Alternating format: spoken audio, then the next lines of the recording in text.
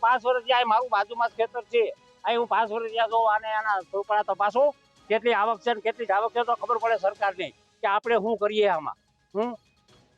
એ ખેડૂતની માથે દોષ ઢોરે, પોતાનું તો તપાસ કરાવો, 5 વર્ષનું સર્વે કરી કાઢવો કે આજે હું નફો કર્યો. ખેડૂતનું નુકસાનનું ક્યાં તમે કરો? ખેડૂતે જે કાંઈ આંબા આપવા માંડી ગયા,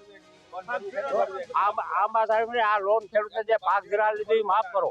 ચાલુ વર્ષ દરમિયાન ખેતર ટુ ખેતરનો સર્વે કરવામાં આવે અને વાસ્તવિક પ્રતિ કેટલા વીઘામાં કેટલા આંબામાં કેટલું ઉત્પાદન થાય એમ છે એની સચોટ જાણકારી મેળવવામાં આવે તો હાલની વાસ્તવિક પરિસ્થિતિનો ખ્યાલ આવે એમ છે અને જો સરકારે સહાય આપે તો ખેડૂતોને રાહત થઈ શકે એમ છે. આ વર્ષે સંપૂર્ણ નુકસાન જ છે.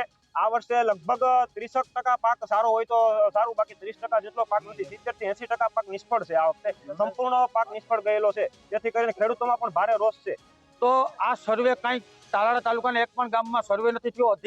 અધિકારી દ્વારા સદંતર જે ખોટો અહેવાલ રજૂ કરવામાં આવ્યો એ અનુસંધાને ખેડૂતોમાં રોષ ફેલાવવામાં આવ્યો છે અને ખેડૂતો એકઠા થઈ બાગાયત કચેરીનો ઘેરાવ કરી અને આવેદન આપવામાં આવ્યું ને મામલતદાર સાહેબને આવેદન આપવામાં આવ્યું છે કે અમારા ખેડૂતોની એક જ માંગણી છે કે તાત્કાલિક ધોરણે રીસર્વે કરી અને ખેડૂતોને યોગ્ય ન્યાય મળે અને એને તાત્કાલિક ધોરણે વળતર ચૂકવવામાં આવે એવી અમારી માંગણી છે. અમે જે અમારી ટીમ છે બાગાયત અધિકારીઓની ટીમ, એને ગ્રાઉન્ડ લેવલે જે બાગાયત વિભાગના ગામો છે 23 ગામો, તો એ ગામોમાં રેન્ડમલી 5 થી 7 ખેડૂતોની દરેક ગામમાં દરેક દિશામાં મુલાકાત લઈ અને એ જે ખેડૂતોના કહેવા મુજબનું જે ઉત્પાદન છે, ગત વર્ષે કેટલું ઉત્પાદન, ચાલુ વર્ષે કેટલું ઉત્પાદન, ચાલુ વર્ષે કેટલા છંટકાવ કરવામાં આવેલા છે વગેરે વગેરે, આંબાની કેટલી ઉંમર છે, કેટલી વખત કોઈ ખેતી કાર્યો ક્યાં ક્યાં કરેલા છે, આ બધું જે ડિટેલ અહેવાલ છે એ અમે અમારી વડી કચેરીને સુપ્રત કરે અને ત્યાંથી એ અહેવાલ છે એ સરકારશ્રીમાં મોકલી આપવામાં આવેલ હતો.